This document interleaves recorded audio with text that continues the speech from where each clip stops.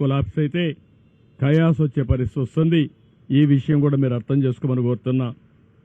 రాష్ట్రంలో ఉండే ప్రతి ఒక్కరికి విజ్ఞప్తి చేస్తున్నా, ఒక వ్యక్తులుగా సమాజంలో బాధ్యత కలిగిన మనం సమాజంలో ఎవరికైనా ఇబ్బంది వస్తే అండగా నిలబడవలసిన బాధ్యత మీ మీద ఉంది. మీరు కూడా ముందుకు రండి, సహకరించండి. ఏ విధంగా సహకరిస్తారో మీకే వదిలిపెడుతున్నా. ఫైనాన్షియల్గా ఇస్తారా, లేకుంటే వచ్చి సేవ చేస్తారా? ఇక్కడ విజయవాడలో ఉండే, ఇక్కడ కానీ చుట్టుపక్కల ఉండే ప్రతి ఒక్క వ్యక్తిని కోరుతున్నా, ఇది మనందరి బాధ్యత. సాటి మనిషి ఇబ్బందుల్లో ఉన్నప్పుడు మీరు చేయాల్సిన పని, మీరు వంట చేసి తీసేపోయి ఒకసారి క్యారియర్ తీసి పెడతారా, లేకపోతే పరామర్శిస్తారా, వాళ్ళని లేకుంటే నిత్యావసర వస్తువులు ఇస్తారా, లేకుంటే వాళ్ళకి ఏదైనా కష్టాల్లో ఉంటే ఆదుకుంటారా? ఒక కుటుంబాన్నో ఒక 5 కుటుంబాలను మీ శక్తి మేరకు మీరు చేయగలిగితే అది మనలో ఉండే మానవత్వాన్ని నిరూపించుకున్నట్టు అవుతుంది. ప్రభుత్వం చేస్తాం, కానీ ప్రతి ఒక్కరూ గుర్తుపెట్టుకోవాల్సింది, సమాజం బాగుంటే మనం కూడా ఉంటాం. అలాంటి స్ఫూర్తికి మీరు నాంది పలకాల్సిందిగా ఈ విజయవాడలో ఉండే వీళ్ళని కూడా కోరుతున్నా. మేము చేయాల్సిన పనులన్నీ చేస్తాం. ఇక్కడుండే మీడియాను కూడా కోరుతున్నా, చెత్త రాజకీయాలు వద్దు. ప్రజలు ఇబ్బందుల్లో ఉన్నప్పుడు ప్రజాహితం కోసం పనిచేయండి. అలాంటి ఇష్టానుసారంగా రాసే వార్తలు నేను పట్టించుకొని పాజిటివ్ వార్తలు ఉంటే ఇవ్వండి. నేను లాస్ట్ మైలోకి రీచ్ అయ్యి ప్రతి ఒక్కరికి న్యాయం చేసే బాధ్యత తీసుకుంటాం. Thank you. ఏమైనా క్వశ్చన్స్ కూడా చెప్పండి. ఆల్ మెడిసిన్స్ అన్ని పెట్టాం, ఒక ప్యాకెట్ పంపించాం. హెల్త్ అని ఎప్పటికప్పుడు అలర్ట్ చేస్తున్నాం. రాష్ట్రంలో ఉండే ట్యాంకర్లను తెప్పిస్తున్నాం. క్లీన్ అయిన ఏరియా అంతా కూడా క్లీనప్ చేస్తున్నాం.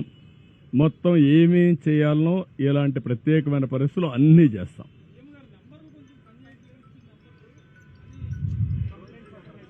ఓకే, ఆ 2 నెంబర్లు ఇచ్చాను. ఒకవేళ అవసరమైతే ఇంకొక నెంబర్ కూడా ఇస్తాను. నేను వేరే కంట్రోల్ రూమ్ పెడతాం. మొత్తం వ్యవస్థ పెరాలసిస్ వచ్చింది.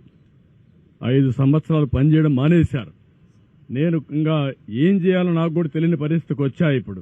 అందుకే ఇప్పుడు ఒక ఆఫీసర్ సస్పెండ్ చేశారు. జక్కంపూడిలో ఒక ఆఫీసరు సరిగా తీసుకుపోతే మార్నింగ్ అప్పుడే సస్పెన్షన్ అయింది. ఎక్స్ప్లెనేషన్ కాల్ ఫార్ చేశాను. ఇంకెవరిని నేను ఉపేక్షించను. మంత్రులు కూడా సరిగా చెప్పది చేసిన పని చేయకపోతే వాళ్ళ పైన కూడా చర్యలు తీసుకుంటా. ఎవరని నాకు అవసరం.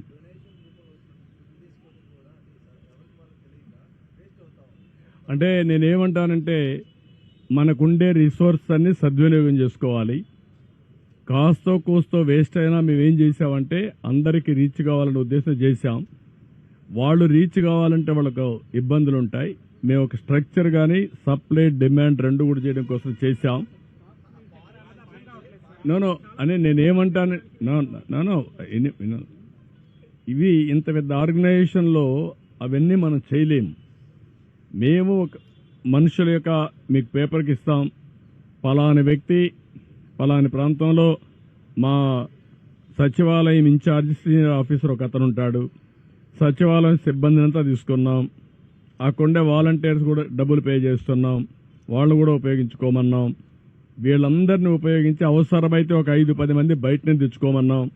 వీళ్ళందరినీ పెట్టుకొని ప్రతి ఒక్కరికి ఇమ్మన్నాం. ఆ స్టాక్ పాయింట్స్ ఏవైతే సచివాలయం నెంబర్లు మీకు ఇస్తాం, ఆ సచివాలయం నెంబర్లు మీరు పబ్లిసైజ్ చేయండి. అవి పబ్లిసైజ్ చేస్తే ఆటోమేటిక్గా ఎవరైతే వస్తారో నేరుగా వాళ్ళని కాంటాక్ట్ చేసి అక్కడికి పంపిస్తారు వెహికల్స్ అవన్నీ.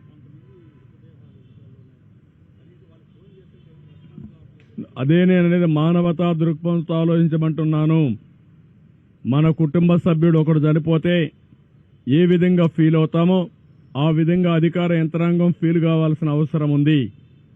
అధికార యంత్రాంగమే కాదు, సమాజం కూడా. సమాజంలో హితం అనేది మరి మనం చనిపోతే ఎవడు తీస్తాడు రేపు? ఆ ఆలోచన ప్రతి ఒక్కరికి రావాల్సిన అవసరం ఉంది. అందుకే చెప్తున్నా, చాలా గట్టిగా చెప్తున్నా. 1-2 కాదు, నేను చాలా చూశాను ఇవన్నీ. అవి చూసిన తర్వాత నాకు చాలా బాధ కలిగింది. ఆ బాధే ఇక్కడ రిఫ్లెక్ట్ చేస్తున్నా. చాలా స్టబర్న్గా ఉంటాను. దృఢ సంకల్పంతో మనస్సును కూడా స్థిమితం చేసుకొని చెప్తున్నాను. Now everybody has to act. No excuses. I'm very clear on that.